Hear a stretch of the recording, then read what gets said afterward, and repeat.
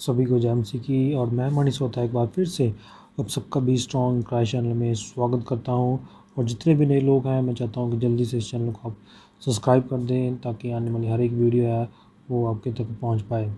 तो आज हम इस वीडियो में बात करेंगे कि हम एक गैर मसीही को किस प्रकार से हम जवाब दे सकते हैं अगर वो हमारे विश्वास के बारे में या हमसे हमारे चर्च जाने के बारे में हमसे बात करता है, तो हम किस प्रकार से हम उसको जवाब दे सकते हैं। तो वीडियो के अंत तक बने रहें और अंत में मैं आपको एक सवाल, एक प्रश्न दूंगा जिससे आप उन लोगों को आप सवाल कर सकते हैं जो आपके विश्वास के बारे में आपसे पूछते हैं। तो आशा करता हूँ कि वो जवाब उन लोगों को ये सोचने पे मजबूर कर देगा कि वास्तव में हमारा जो परमेश्वर है, हमारा खुदावंद यीशु मसीह है, वो सच में ज़िंदा परमेश्वर है। तो चलिए शुरू करते हैं आज के इस वीडियो को। जब हम पहला पत्रस उसका 3 अध्याय और उसके 15 वचन पढ़ते हैं तो वहाँ पे इस प्रकार से हम पत्रस कहते हैं, पर मसीह को प्रभु जानकर अपने मन में पवित्र समझो, और जो कोई तुमसे तुम्हारी आशा के विषय में कुछ पूछे तो उसे उत्तर देने के लिए सर्वदा तैयार हो, पर नम्रता और भय के साथ। ये एक ऐसा वचन है जो मसीह लोगों को अपने मसीहत के समर्थन के लिए लोगों को प्रेरित करता है, क्योंकि वह अपने विश्वास की रक्षा में जवाब देने के लिए तैयार करते हैं। जब हम इस पत्री के संदर्भ में देखें तो प्रेरित पत्रस दुखों की चर्चा करते हुए बात कर रहे हैं, और ये बात कर रहे हैं कि मसीह जीवन में जो पीड़ा है, जो कष्ट है, वो लाजमी है, वो आना ज़रूरी है और वो आएंगे, क्योंकि खुदावंद यीशु मसीह ने ये बात पहले ही बोल रखी है। मगर लेकिन यहाँ पे जो बात कर रहे हैं कि जो दुख के प्रति एक विश्वासी की जो प्रतिक्रिया है वो दूसरों को यीशु मसीह की ओर आकर्षित करती है। पत्रस ये इस बात पर जोर दे रहे हैं कि जो लोग विश्वास करते हैं उनके लिए यीशु मसीह ने उनके लिए अनंत जीवन प्रदान किया है और उनके लिए यीशु मसीह ने दुख उठाया है। तो यहाँ पे संत पत्रस एक बात को सिखाना चाहते हैं कि हमें सताव से डरने के बजाय हमें मसीहों को ये अनुसूचित करना चाहिए कि वे अपने धार्मिकता के लिए कष्ट उठाएं, क्योंकि जो यीशु मसीह ने हमें जो सिखाया, और कहते हैं कि यीशु में अपनी आशा की रक्षा के लिए हमेशा तैयार रहें। और एक विश्वासी को हमेशा दूसरों को यीशु मसीह की मृत्यु के बारे में और उनके मुर्दों में से जी उठने में और उनके उद्धार की खुशखबरी सुनाने के लिए हमेशा तैयार रहना चाहिए।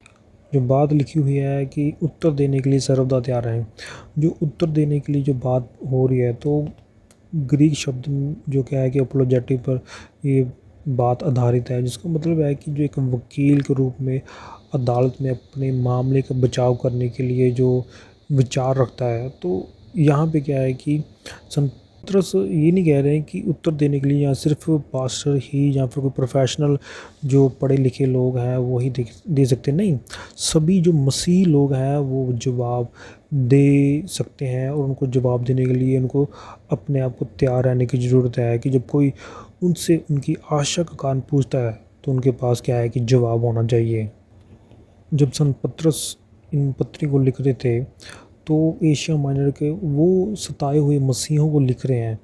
तो उन दिनों में क्या है कि यीशु मसीह के लोगों को बहुत ज़्यादा अत्याचार हो रहा था कि आप यीशु मसीह पर विश्वास क्यों कर रहे हो। तो कुछ इसी प्रकार जब वो लोग जो विश्वासी थे, ठीक है, उनके ऊपर अत्याचार हो रहा था, तो विश्वासियों को उनकी जो पीड़ा आ रही थी उनके सामने जो भय की कमी ने क्या है कि दूसरे लोगों को इस बात के लिए मजबूर कर दिया कि वो उनसे पूछे कि आप इतनी पीड़ा में, इतने कष्ट में कैसे बड़े आराम से आप अपने परमेश्वर की आराधना कर रहे हैं, बड़े आप अपने परमेश्वर की आराधना कर रहे हैं। तो इसलिए जिससे क्या है कि वो लोग उनको एक मौका मिलता था जिससे वो अपने विश्वास के बारे में, अपनी आशा के बारे में जो यीशु मसीह पर है उनके मुर्दों में से जी उठने के द्वारा, और जो उनको यीशु मसीह में उद्धार मिला है, वो बातचीत करते थे। संत पत्रस एक और बात कह रहे हैं कि जब हम जवाब दें या किसी को उत्तर देते हैं अपनी आशा के प्रति, या फिर गवाही देते हैं या फिर जवाब देते हैं,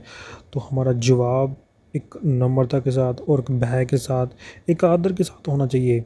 प्रभु नहीं चाहते कि हम क्या है कि किसी को गुस्से से या फिर कुछ गलत शब्दों का इस्तेमाल करते हैं, हम क्या है कि उनको जवाब दें, नहीं।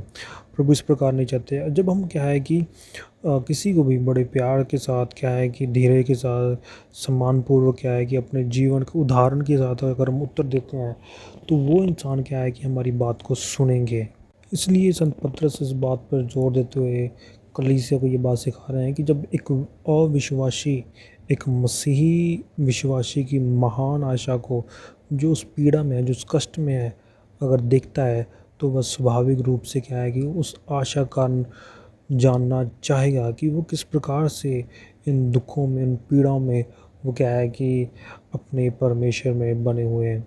तो हम जो लोग हैं, हमें इस सुसमाचार को इसी तरह से क्या है कि लोगों के साथ बांटने के लिए हमेशा तैयार रहने की ज़रूरत है, जो क्या है कि बड़े प्रेम के साथ और क्या है कि बड़े ही आदर के साथ हो। जो इसका जो परिणाम हमें देखने को मिला वो पता क्या है, जो अगर हम इसी अध्याय के 3 अध्याय की 16 वचन पढ़ें, तो कि जो लोग मसीह में आपके अच्छे व्यवहार के विरुद्ध बुराई करते हैं, वह अपनी बदनामी से लज्जित होंगे। वो लोग क्या है कि वास्तव में क्या है कि आखिर में अपने आप में लज्जित होंगे। तो प्रभु के लोगों, जब हम किसी भी इंसान को, चाहे कोई भी है, अगर हम उनको अपनी गवाही देते हैं या फिर वो लोग हमसे पूछते हैं कि हम यीशु मसीह पर विश्वास क्यों करते हैं, तो हमारा जवाब क्या है कि बड़े ही आदरपूर्वक हो, बड़े ही समानता के साथ हो, बड़े ही प्रेम के साथ होना चाहिए। तो अभी मैं कुछ बातें आपको बताऊंगा कि हम हर एक जन किस प्रकार से लोगों को क्या है कि यीशु मसीह के प्रति या फिर अपनी गवाही दे सकता है। पहली बात, आप कोई भी इंसान हैं, तो आपको ज़रूरत है कि आप पहले प्रार्थना करें, और प्रार्थना पूर्वक आप क्या है कि बाइबल को पढ़ें, और बाइबल पढ़ने के बाद क्या है कि आप उन सारे वादों को जो परमेश्वर ने अपने वचन दिए हैं उनको याद करें, उनको देखें। तब आप क्या है कि उन लोगों को आप अच्छे तरीके से एक्सप्लेन कर सकते हैं कि आपके जीवन में जो आशा है वो क्यों है। जिस प्रकार हम कह सकते हैं कि हमारे जीवन में यीशु मसीह ने हमें हमारे पापों से हमें क्षमा दी है, हमें मोक्ष दिया है, जो साल्वेशन है, जो मुक्ति है, वो हमें यीशु मसीह के नाम से मिली है। और यीशु मसीह ने हमसे सबसे बड़ा वादा किया है कि वो हमें स्वर्ग लेके जाएगा। और अगली बात ये है कि आप रोज़ाना के जीवन में आप अपने जीवन से और अपने कामों से यीशु मसीह को और उनकी महिमा कर सकते हैं। और जब आप प्रभु परमेश्वर की पावर के ऊपर, उनकी महिमा के ऊपर क्या है कि ध्यान लगाते हैं, तब क्या है कि आपके जीवन में क्या है कि एक उत्साह आएगा कि आप क्या है कि दूसरे लोगों के साथ प्रभु के बारे में बांट सको। अगली बात ये है कि जब आप किसी से बात करते हैं, तो आप नेचुरली, ठीक है, कुदरती जिस प्रकार आप हैं वैसे ही आप क्या है कि बातचीत कर सकते हैं। आप ज़रूरत नहीं है कि आप किसी की नकल करें, वो ऐसा पास्टर हैं, वैसे हैं, मैं उनकी नकल करके बात करूँगा, नहीं। कोई ज़रूरत नहीं है, आप जिस प्रकार हैं आप नॉर्मली बात करें। तो कोई ना कोई ऐसी बात अपने जीवन से ढूंढें जिससे क्या है कि आप दूसरे लोगों को बता सकते हैं, और परमेश्वर के उस समाचार को आप उस अपने जीवन की गवाही के द्वारा, या फिर अपने जीवन में कोई ऐसी बात हुई जो यीशु मसीह ने की है, उसके द्वारा आप क्या है कि लोगों को यीशु मसीह के बारे में बता सकते हैं। और एक और बात हमें ध्यान रखने की ज़रूरत है, अगर सामने वाला पर्सन हमसे कोई सवाल कर रहा है, तो हमें बड़े ध्यानपूर्वक उनको सुनना चाहिए, ठीक है। और उसका जवाब हमें क्या है कि बड़े ही भय के साथ और बड़ी नम्रता के साथ और बड़ी प्यार से हमें देने की ज़रूरत है। और एक और बात याद रखें कि हम अपने परमेश्वर पर भरोसा रखें कि वो परमेश्वर क्या है कि पत्थर दिलों को क्या है कि पिघला सकता है। और अभी वो सवाल मैं आपके साथ बांटना चाहूँगा जो मैंने शुरुआत में बोला था। मैं यहाँ पे किसी को नीचा दिखाने के लिए या फिर किसी धर्म को ऊंचा या नीचा दिखाने के लिए नहीं, बल्कि एक सवाल को आपके सामने पेश कर रहा हूँ। पूछेंगे, तो आप उनसे ये सवाल पूछ सकते हैं कि परमेश्वर वास्तव में है कौन। तो आप इस प्रकार से वो सवाल पूछ सकते हैं। अगर आपके साथ कोई सिख धर्म का इंसान या कोई आदमी आपसे बात करता है, तो बात बात बहुत करेंगे, तो आप उनसे ये एक सवाल पूछ सकते हैं। तो हम वो परमेश्वर के बारे में ही बात करेंगे कि वास्तव में परमेश्वर कौन है। तो आप उनसे पूछ सकते हैं कि ठीक है, मान लिया कि परमेश्वर एक है, तो हम बात कर सकते हैं कि जो सिख धर्म है वो आज से करीब 550 साल पुराना है। तो क्या उससे पहले भी लोग थे, क्या उससे पहले भी लोग क्या है कि परमेश्वर की आराधना करते थे? तो उनका जो जवाब जो सही होना चाहिए वो ये है कि हाँ, उससे पहले भी लोग थे। तो हमारा फिर एक और सवाल होना चाहिए, तो फिर वो लोग किस परमेश्वर की आराधना करते थे? फिर वो कहेंगे कि हिंदू धर्म हो सकता है, या फिर कह सकते हैं कि मुसलमान धर्म था। तो चलो ठीक है, मान लिया मुसलमान धर्म, ठीक है। मुसलमान धर्म की शुरुआत कब हुई? ठीक है, करीब 590 ईस्वी में क्या है कि मोहम्मद के द्वारा इस्लाम धर्म की शुरुआत हुई। क्या उससे पहले भी लोग थे इस धरती पे?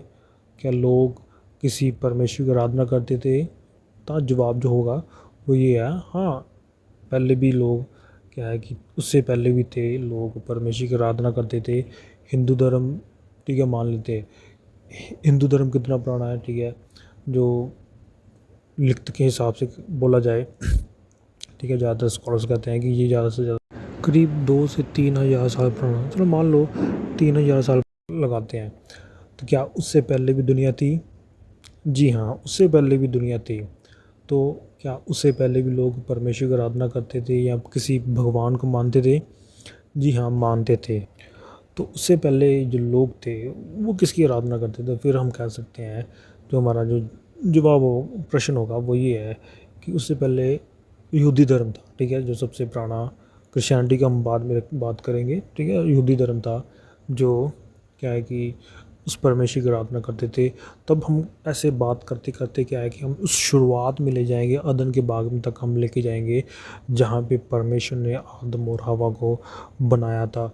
तो हम वहाँ पे इस बात को प्रस्तुत कर सकते हैं कि जो परमेश्वर है जिसने पूरे आदम और पूरे मानव जाति को, पूरे संसार को बनाया, वो कौन है? जो हम बाइबल हमें बताती है। तो आशा करता हूँ कि जो ये सवाल है वो आपके लिए बहुत मददगार होगा आने वाले दिनों में। और साथ ही मैं आशा करता हूँ कि जो आज का वीडियो है वो आपको अच्छा लगा, पसंद आया। तो लाइक और कमेंट करके ज़रूर बताएं और लोगों के साथ ज़रूर शेयर करें, ताकि हम जो मसीही लोग हैं, हम हर परिस्थिति में, हर दुख पीड़ा में, हम खुदावंद यीशु मसीह में दृढ़ और मजबूत होते जाएं। तो हम फिर मिलेंगे एक नई वीडियो के साथ। तब तक के लिए सबको जय मसीह की।